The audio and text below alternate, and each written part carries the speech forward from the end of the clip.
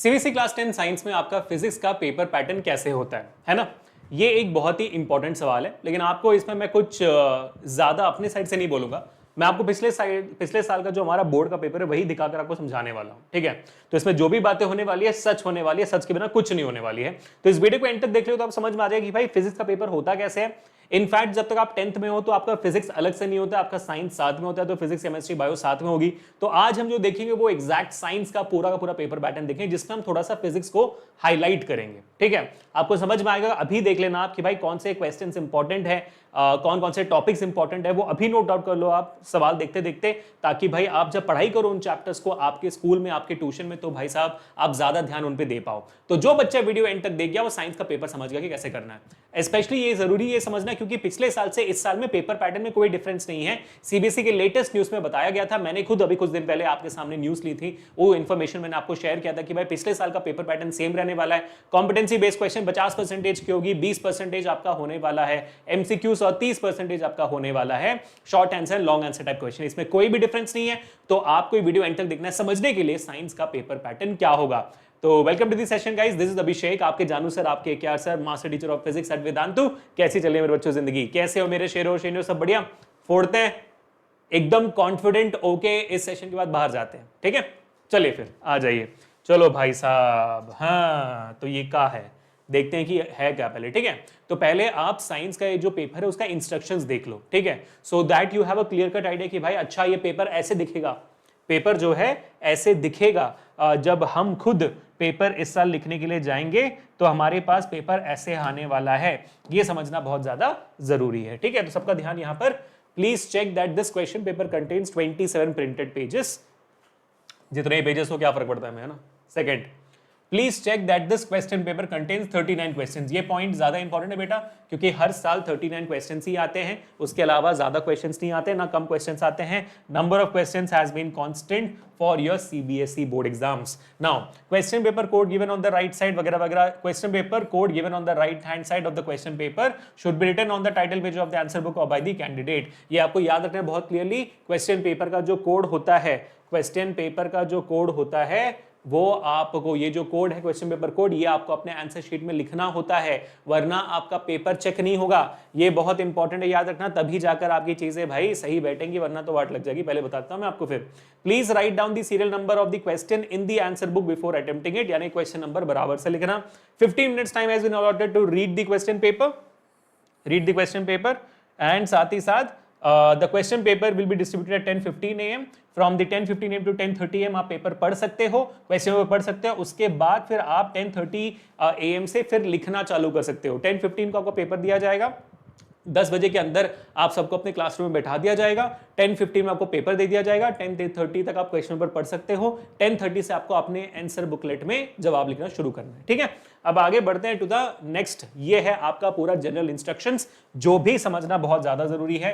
तो सबका ध्यान यहाँ पर टू अंडरस्टैंड कि भाई इंस्ट्रक्शंस क्या देते हैं सीबीएसई वाले आपके बोर्ड एग्जामिनेशंस में। सब लोग ध्यान से देखो, एक एक करके समझते हैं इन सारे पॉइंट्स को, ठीक है। सबसे पहला, आपके 39 के 39 क्वेश्चंस, ऑल क्वेश्चंस कंपलसरी है। एक भी क्वेश्चन ऐसा नहीं कि जो कंपलसरी नहीं है, हर सवाल कंपलसरी है। Next, this question paper is divided into 5 sections. 5 section होते हैं, A B C D E, जैसे आपके सेक्शन, जैसे आपके क्लास 9 में हुआ करता था वैसे एग्जैक्ट है, क्योंकि पिछले साल भी 9th और 10th के लिए सेम पैटर्न थी। सेक्शन ए में 1 मार्क के 20 सवाल होते हैं, और भी सारे के सारे मल्टीपल चॉइस क्वेश्चन होते हैं, और 1-1 मार्क आते हैं, ठीक है। ये सब 1 के मार्क, मतलब 1 मार्क के 20 सवाल हो गए, ठीक है। उसके बाद 2 मार्क्स जो सेक्शन बी है आपका, सेक्शन बी क्वेश्चन नंबर 21 से 26, यानी कि आपका 6 सवाल होंगे 2 मार्क के, ठीक है। और आपको लिखना है इसे 30 to 50 वर्ड्स के अंदर। कितने भाई? 30 to 50 वर्ड्स, यानी कि 2 से 4 लाइन के अंदर। फिर आती है सेक्शन सी। सेक्शन सी में 27 to 33, यानी कि 7 सवाल आता है आपका, 7 सवाल 3 मार्क्स के, और ये आपको लिखने होते हैं 50 to 80 वर्ड्स में, यानी कि कितने लाइंस पे भाई? 3 से 5 लाइन के अंदर, ठीक है। अब बात आती है आपकी सेक्शन डी की, जो होते हैं 5 मार्क्स के 3 सवाल होते हैं, 34, 35, 36, ठीक है। ये 5 मार्क्स के 3 सवाल होते हैं, 34, 35, 36। फिर आती है सेक्शन ई, जो होते हैं 4 मार्क के, जो होते हैं 37, 38, 39, अगेन 3 क्वेश्चंस 4 मार्क के, जो आपका हो गया section E. There is no overall choice, However, an internal choice has been provided in some sections. अब sections में choices कहाँ पे मिलते हैं वो भी मैं आपको बताऊंगा। मैं आपको इन जनरल बता देता हूँ। सेक्शन ए में कोई भी चॉइस नहीं होता है, सेक्शन बी में कोई भी सवाल में चॉइस होता है एक सवाल में आपको चॉइस मिलेगा। सेक्शन बी के कोई भी एक सवाल में आपको चॉइस मिलेगी, वो हो सकता है फिजिक्स का हो, केमिस्ट्री का हो, बायो का हो। इतना मैंने देखा हुआ है, जिसके लिए हमें थोड़ा सा सीबीएसई को थोड़ा सा क्रेडिट देना चाहिए, थोड़ी सी उनको थैंक यू बोलनी चाहिए कि मैंने देखा है कि भाई जो सवाल किसी भी सेक्शन में हार्ड होता है उन सवाल के साथ इंटरनल चॉइस दिया जाता है, यानी कि भाई उस सवाल के साथ एक और एडिशनल सवाल और में दिया जाता है ताकि आप उस दूसरा सवाल कर सको अगर पहला सवाल नहीं आता हो तो ये थोड़ा सा मैंने देखा हुआ है कि सीबीएसई करता है बच्चों के लिए। वैसे ही सेक्शन सी में भी आपके पास एक इंटरनल चॉइस होगी। सेक्शन डी में तीनों के तीनों सवाल इंटरनल चॉइस में होंगे, मतलब एक सवाल फिजिक्स का होता है, एक सवाल केमिस्ट्री का, एक सवाल बायो का, और तीनों में इंटरनल चॉइसेस होती है। ठीक है, उसके बाद आती है सेक्शन ई। सेक्शन ई में भी आपके पास इंटरनल चॉइस नहीं होती है, लेकिन होता क्या है बहुत सस्पेंस है, मैं एंड में बताता हूं आपको। ठीक है, कि इंटरनल चॉइस कैसी होती है, एंड में जाते हैं फिर देखेंगे हम कि क्या होता है सीन।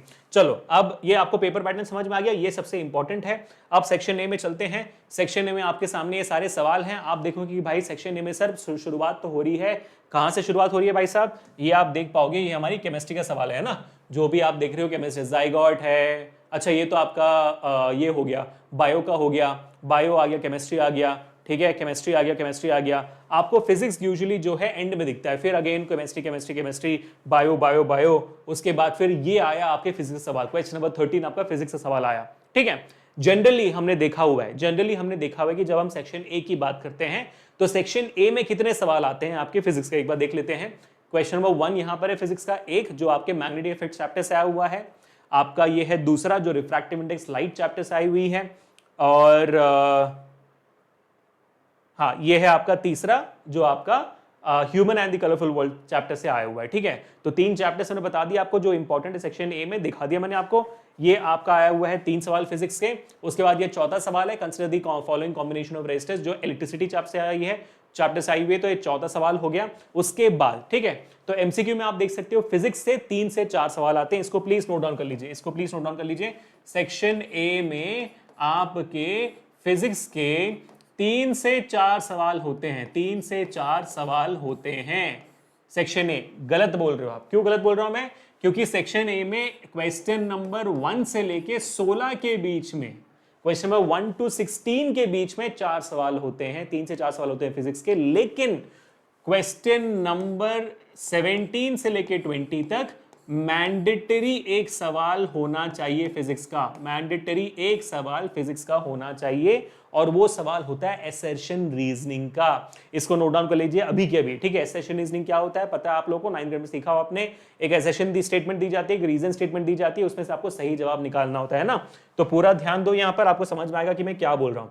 यहां पर देखिए ध्यान से, ठीक है, यहां पर एक सवाल आपको दिखेगा कि सर ये तो डेफिनेटली बायो का है, एक सवाल फिजिक्स का है, और इसके अगले पेज में जाऊंगा तो आप देखोगे एक केमिस्ट्री का है, यहां पर देख सकते हो सल्फाइड्स लिखा हुआ है, एक केमिस्ट्री का है यहां पर।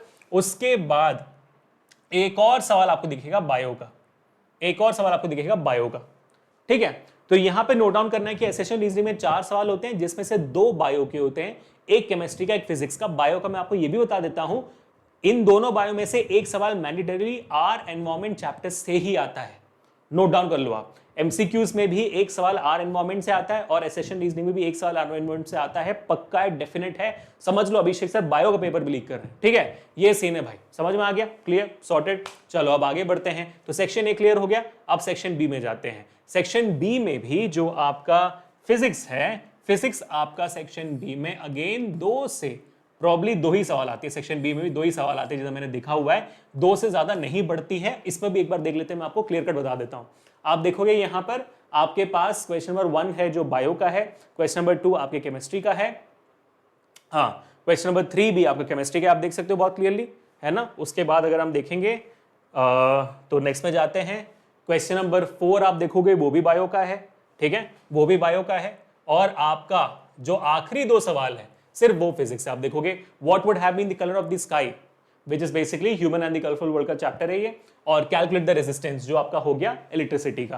तो आप देखोगे 2 सवाल हैं सेक्शन बी में, तो 2 मार्क के 2 सवाल आप एक्सपेक्ट कर सकते हो आपके बोर्ड एग्जामिनेशन में फ्रॉम फिजिक्स। अब बात करते हैं 3 मार्क्स के सवालों का, ठीक है। 3 मार्क के सवालों में हम आएंगे तो आप दोबारा देखना, यहां पर मैं दोबारा बोलूंगा, देखो यहां पर जो पहला सवाल है वो फिजिक्स का है, define the term power of accommodation of human I. 3 marks में सबसे ज्यादा सवाल फिजिक्स के आते हैं, मैं आपको बताता हूं कैसे। देखो ये एक सवाल हो गया ये, उसके बाद आप देखोगे केमिस्ट्री हो गई, और ये हो गया आपका दोबारा फिजिक्स सवाल, ये मैग्नेटिक इफेक्ट्स का है, ठीक है। This question is from magnetic effects electric current chapter from physics of class 10th। तो 2 सवाल हो गए आपके। नेक्स्ट पे जाते हैं। अब आप देखोगे, हाँ, ये जो सारे सवाल है वो फिजिक्स नहीं, बायो और केमिस्ट्री का है।